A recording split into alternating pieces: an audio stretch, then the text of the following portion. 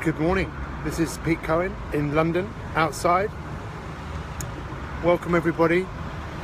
Let me see if I can do something with this and share this in a couple of places. Facebook is building an audience for me.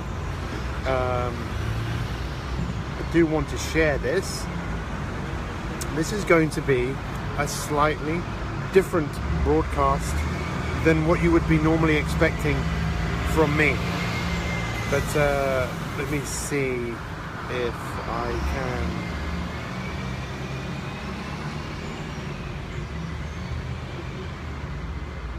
Good morning everybody. Here we go. We should be able to do this now. Kind of ad-libbing a little bit, but we are live. Good morning. This is day 4 on leadership. Show me some hearts if you can hear me. Sign up. No, we don't want to sign up. I'm trying to share this in a few different places, but I'm not able to do that. Good morning everyone. Good morning Catherine. Good morning Joanne. Good morning. Thank you so much for joining me today. Really appreciate it. I'm not able to do what I want to do, but sometimes that's life. If you guys are able to share this, I'd really appreciate it. This is definitely something that I believe everyone needs to hear. Everyone needs to hear what I'm about to say. Today is going to be a monumentous day in your life. I'm not able to do this, so I'm going to give up on trying to share it. Here we go. There we go. Share it publicly and share it. Okay, you're going to get my full attention in a second.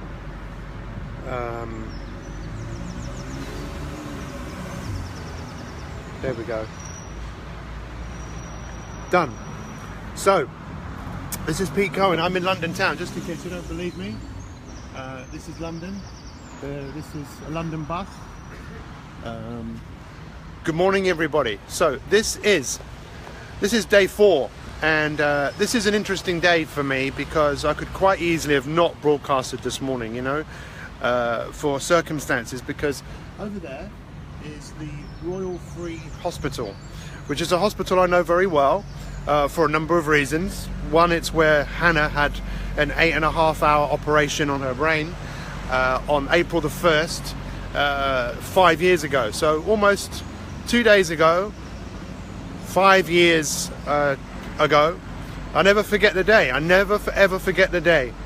She did not want to go down. You know, such an amazing lady. She didn't. The surgeon came up and said, look, they're going to come and get you and take you downstairs. And I never forget giving her a hug. And she said, look, I don't want to go. But you know what? She found the strength. She found the strength to do something. She found the strength to do something that she didn't want to do. How many times in your life, or how many times right now, you need to find some strength to do certain things that you're not doing? A lot of you. So in there, in that hospital, most amazing people. I've been up all night with my dad. So my dad is in that hospital right now. I was there with my mum until 12 o'clock, took my mum home, came back to the hospital, and I've been with my dad all night. So my dad's having a few challenges right now. But you know what? As challenging as it is, I'm so pleased, so honoured to be there for him, right? So Paul Thorne in New Jersey turns up and is listening to me, you know, and he's put his faith and his trust in me. So for me to be here for my father, I need to be the example. And when we talk about leadership, there's a couple of words I really would like you to write this down. Write this down. Good morning, Linda Gildersleeve has joined us this morning. My brother has joined us. My brother, who will be coming to this hospital in a little while. My mum, who's watching right now. You know, when I see the strength in my dad that he's had to go through, he's in intensive care right now. He's so brave. He's had an issue with his chest, and listen, by the way, we don't want any you know, please don't start sending me loads of messages about that, you know, look, because this isn't it's not about him, this is about you. But the reason I tell you this is because he's like struggling with breath and so on and so forth. I want you to write these 2 words down, right? Inspirational, write that word down. Inspirational, and then write this word down. Leader. Inspirational leader. Write those two words down, right? Inspirational leader. And then when you look at what the word inspiration means, I believe I'm one of the most inspirational people on the planet, right? That's what I believe. You know, I believe I'm super inspiring because it's what I love to do. I love to inspire people. And if you really want to look at this, and Tom Heron is someone who loves to talk about this, and I love to talk about it. The word to inspire means to breathe life into something. And I want all of you, my challenge to you today, as a leader in your life, is think about what do you want to breathe life into, because you can. So my dad, who is, he's struggling, he needs to breathe more. He has to work at that. We kind of have to work at it, but we take it for granted, right? It's the most powerful thing you'll ever do, is breathe. It's more important than sleep. It's more important than food. What I'm asking all of you to do is to think about in your life. To be an inspirational leader is to lead yourself into something that you are breathing your life into. So my challenge to all of you is to think right now, today, what are you breathing your life into? Because some of you are doing yourself a real disservice by either not following your heart or just putting obstacles in your way. Because if you want something enough, you are going to be challenged, right? You are going to be challenged. And I challenge every single one of you, even though I've had literally no sleep. These are my notes. Not that you're going to be able to read my notes, but hang on. Look at this, look. Inspired, a shared vision. To inspire means great leaders breathe life into ideas that fire people up.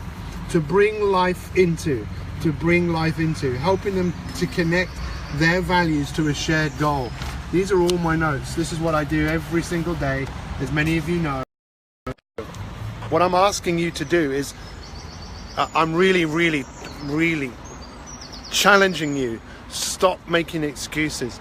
Think about what it is that you want to do with your life. That's what we spoke about this week. You know, a leader is someone who knows what they're good at, and you know what you're good at. All of you know what you're good at. What do you love to do? What do you love to do? And what does the world need? The world needs inspiring people. And in that hospital, the people that work there are unflipping believable. Those people are just simply incredible. And so are you. An inspirational leader is someone who breathes life into something. What are you breathing life into? Are you breathing life into being the best human being that you can possibly be? Are you breathing life into that project? Are you breathing life into your weight loss? Are you breathing life into that book you want to write? Into that conference that you're going to run? What are you breathing life into?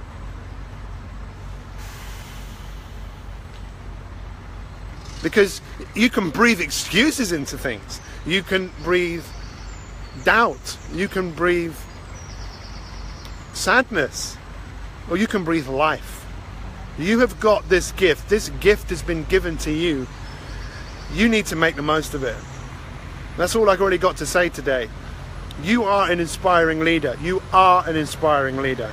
Inspire yourself more by breathing more inspiration into whatever it is that you're doing. Does this make sense? Does it make sense? Yes or no? If this makes sense to you, share it. Let's change the world one person at a time. It's not about the many. It's not about the many. It's about the you. So, make a phone call to yourself. Dial yourself up. Tell yourself, I'm going to breathe some life into this. I breathe more life into what I do than most people I know. Now, I don't do it because I want to be better than anybody else. I just want to be the best that I can be. And I'm asking all of you, stop pussyfooting around with your self-development, right? Some of you have come such a long way, but what's next? One of the major laws of leadership is the law of the lid. Now, what I mean by the lid is you can make your lid a little bit higher, something you're aiming for, something that you want to strive to achieve. It says look left, I will look left. This is for Mardi. Look, Marks and Spencer's. I'm sure Mardi would absolutely love Marks and Spencer. She'd also love those buses, those telephone boxes. So it's very ironic being here at this hospital. Very ironic. It's an amazing hospital. The people in here are just phenomenal. But yes, I'm crossing the road. This is what we call a zebra crossing, by the way, where there's no. That's why they call it a zebra. But yes, I'm going back in now. I really, you can feel, you know, sadness if you want. You know, that's a sad situation. Look, these things happen, right? Remember what we've always said? There's always, you're either in a crisis, moving towards a crisis, or coming out of a crisis. That is life, right? I don't know where you are in life. Maybe you're in one, coming out of one, going towards one. I don't know. But wherever you are, you've still got a choice to breathe life into something. Are you breathing life into exercise? Are you breathing life into eating well?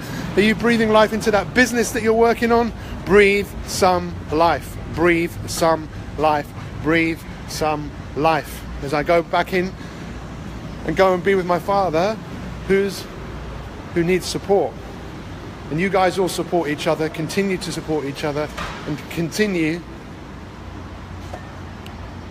See, there's people up there in this hospital, just up here, who are in intensive, who are like on treatment, and they're coming out smoking. It's crazy.